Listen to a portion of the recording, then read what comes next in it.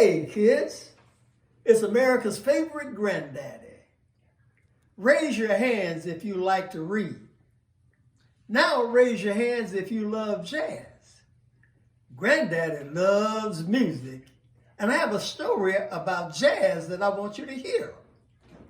It's called Ashti meets Birdman-Al, and it's written by my granddaughter, Carmen Rubin.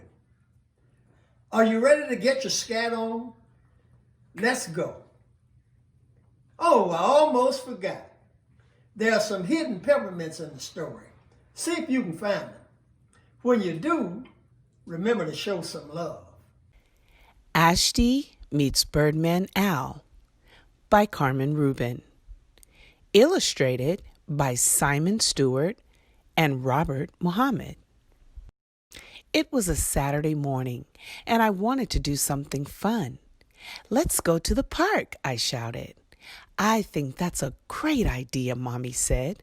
So we packed a few things and off we went to Washington Square Park in New York City. On our bus ride there, we played games and counted how many of our favorite cars had passed by. At the park is where we find cool sounds for the songs we create. We listen to children laughing, the wind blowing, airplanes flying, people talking, ducks quacking, cars honking, and squirrels racing.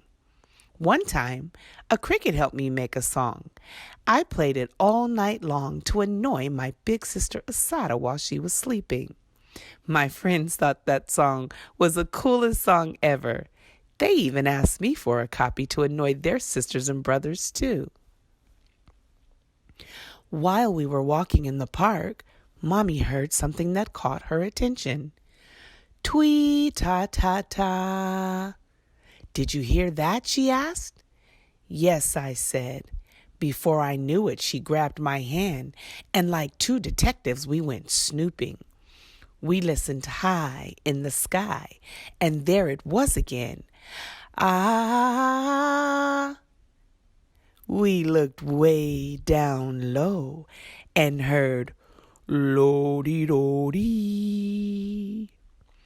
We peeked around trees, climbed over the jungle gym in the playground, and made our way to where the children were swinging.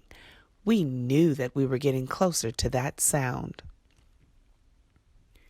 Sitting a few feet away was an old man sharing his bread with some birds. He was on a wobbly old bench. The rusty metal on the legs were the color of a rotten carrot. The paint was chipped away and some pieces of wood were missing. The old man was wearing a hat rolled up to the top of his head. The hat sort of looked like a chocolate donut, and his hair looked sprinkled with sugar. The old man's skin was smooth. It shined like a jewel in a treasure box. He reminded me of some of the trees we had passed by. His feet were enormous, and if he wasn't careful, he could trip over them when he walked. I couldn't believe that his arms hung like a tree's branches, his legs stretched long like the roots, and his fingers were like the noodles I sometimes eat for lunch. We kept listening and watching the old man very closely. He seemed as if he was sharing some songs back and forth with the birds. They whistled a sound. He whistled back the same tune. He sent them a hum, and they returned the favor. He pretended to play the piano, and they swayed to the tunes that filled the air. We slowly took a few steps closer and hoped not to scare the birds away.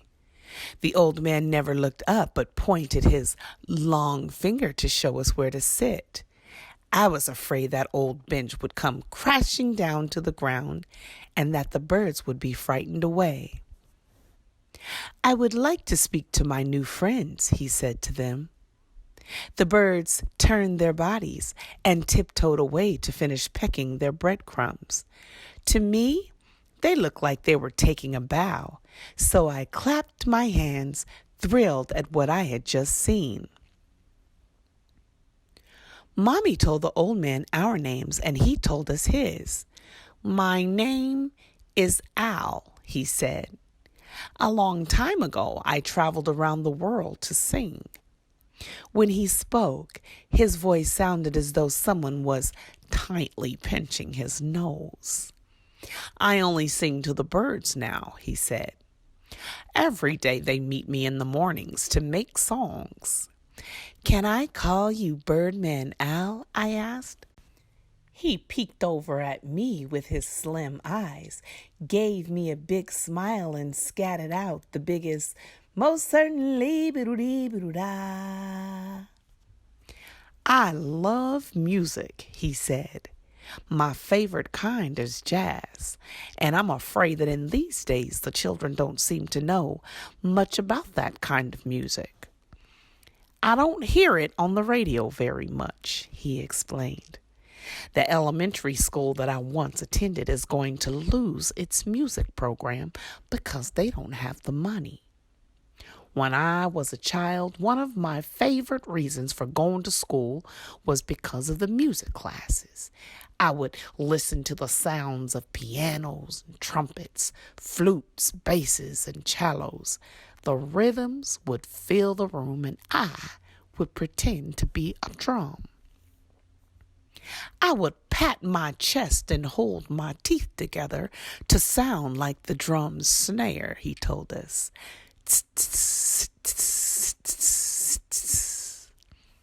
I don't see the children pretend that way anymore. Can you teach me how to scat? I asked. I could tell he was bursting with happiness. Sure, Ashti. Repeat after me. Rat-a-tat-tat, booty-tat. I was so excited, and for a while I pretended to be an instrument too. Teach jazz to the children. Teach it to the children, Mommy kept repeating on our way home. How about a fundraising event for the school's music program? I suggested. That's a great idea, Ashti. She made some phone calls, and we were well on our way to planning the Birdman-Al jazz concert. Mommy volunteered her time at school. She would give us a treat if we could spell names like Thelonious Monk and Billie Holiday. At the end of the day, she would play jazz music to the class and have them draw pictures of what they imagined while they listened. Since Daddy saves the earth, he made sure that we had lots of recycled paper. The pictures will be sold at the concert, Mommy told the class. Some of the art swirled like Cab Calloway's Heidi, Heidi, Heidi, ho. I was really proud of my picture. I had taken every shade of blue from my crayon box, closed my eyes, and let the crayons glide. I called that picture Blue Notes. A few days before the concert, I asked Mommy if I could call Birdman-Al again. For weeks, he had not returned my phone calls. No one had seen him in the park, and the old wobbly bench was missing. Even the birds had scattered away. Where could he be? Had he forgotten me? I thought that there would be no way to show Birdman-Al all of the work we had done to help his elementary school. Birdman-Al would be very proud of you, Mommy told me as she tucked me in bed. But nothing she said to me made me feel any better, and my tears rolled over my nose until my pillow got all wet. That night I had a dream.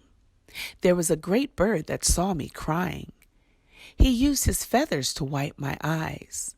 He flew away and carried my tears to the park where I had met Birdman-Al.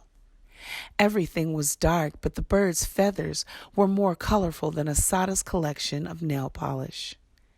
The bird began to fly in circles and sang the sweetest songs. Its shadow covered the place where the old bench had been. His body swirled and swirled, and his wings flapped powerfully, making a strong wind. My tears poured from the feathers like the rain. When his song stopped, The bird disappeared, and I woke up the next morning to Mommy's voice telling me it's time to get up. I felt the sun shining on my face. Just one more minute, I asked. I lay there feeling really good inside, trying to remember everything I could about my dream. The day had finally come for the jazz concert. Everyone had worked really hard. My sister made sure we all looked our very best. The dress she made for me looked dyed with grape jelly, and Mommy's jewelry had come from Asada's day at the beach. All of the musicians were there, and they began to play their music. I sat at the table and watched everyone. There were fathers who danced with their daughters, mothers who sat at the table, and children who filled their cheeks up with air like Dizzy Gillespie. They were all happy, but I couldn't help to think that Birdman-Al would be the only one missing. All of a sudden, with all of his might, the saxophone player picked up his horn and blew out that sound. Lo-dee-do-dee, twee-ta-ta-ta. It was a sound we had chased in the park. To my surprise, Birdman-Al and his feathered friends came strutting in. I remembered how tall he was when I noticed that his sleeves on his jacket didn't quite make it to his wrist. My smile glowed brighter than the fireflies we caught at night. Birdman-Al sang songs while the children turned themselves into their favorite instruments. It was a night that everyone would remember, and I had never been so happy in all of my life. Birdman-Al never said so, but the great bird must have spoken to him. Mommy and I still visit the park and chase the sounds to make music. Do you hear that? She says to me. I sure do, I say. We follow the birds, and they lead us to where Birdman-Al sings. It's usually where the wobbly old bench once rested.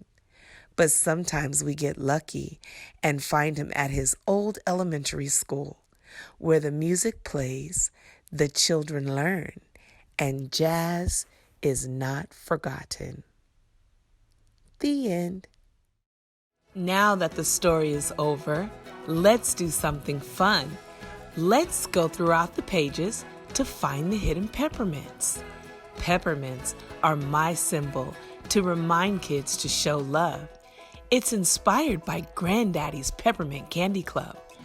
Are you ready? Let's go find peppermints.